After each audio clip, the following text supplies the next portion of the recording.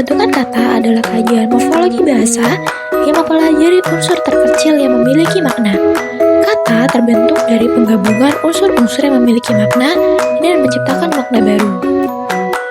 Yang selanjutnya yaitu proses pembentukan kata dalam bahasa Indonesia.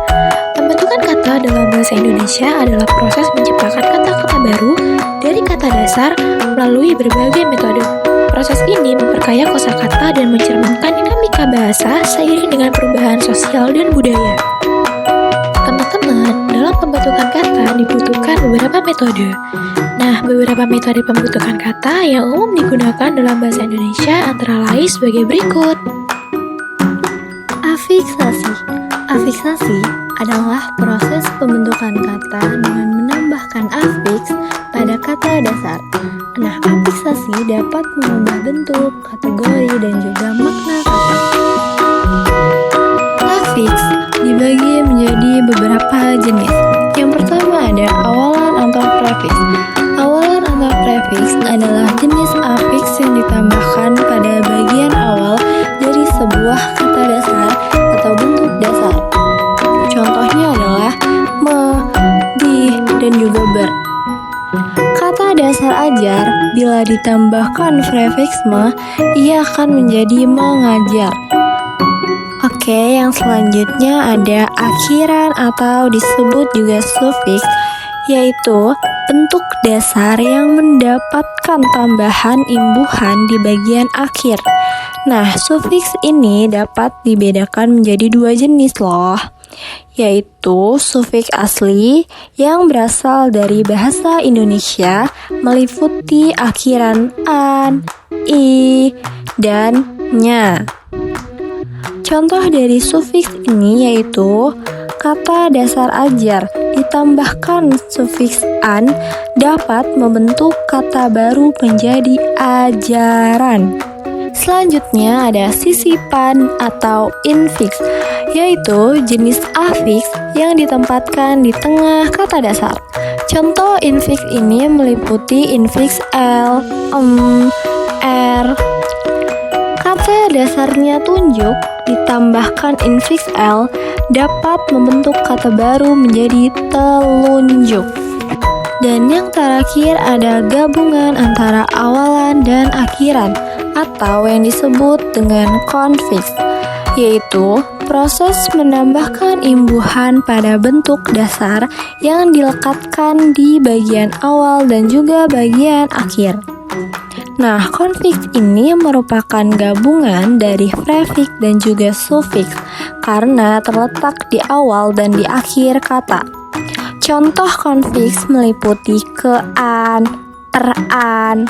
Contoh kata dasarnya itu baik. Ditambahkan konfiks peran, ia membentuk kata baru menjadi perbaikan. Ini adalah proses pembentukan kata dengan mengulang kata dasar atau kata kompleks. Hasilnya disebut dengan kata ulang.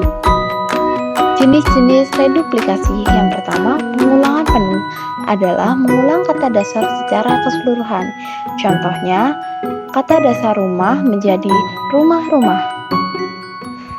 Yang kedua, pengulangan sebagian adalah mengulang sebagian kata dasar.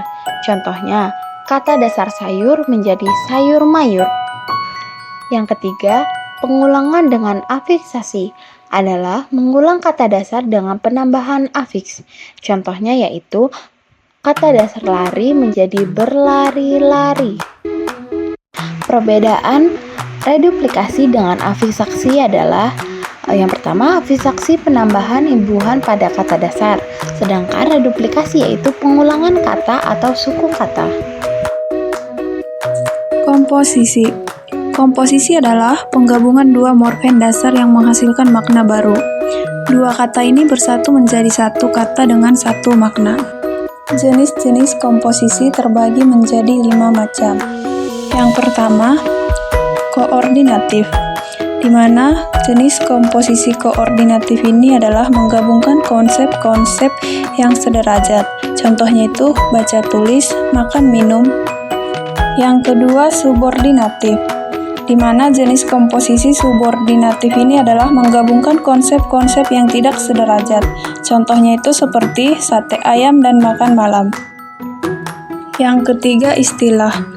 Jadi, jenis komposisi istilah ini adalah menghasilkan makna yang pasti dan digunakan dalam bidang ilmu tertentu.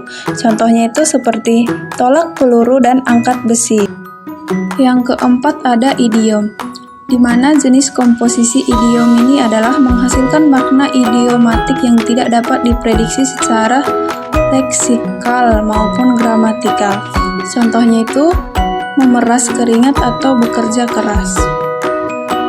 Dan yang terakhir itu ada nama. Jadi jenis komposisi nama ini mengacu pada sebuah wujud dalam dunia nyata. Contohnya itu seperti stasiun Gambir dan salad Sunda. Jadi komposisi dapat muncul dalam komunikasi verbal maupun tulisan, termasuk di media sosial.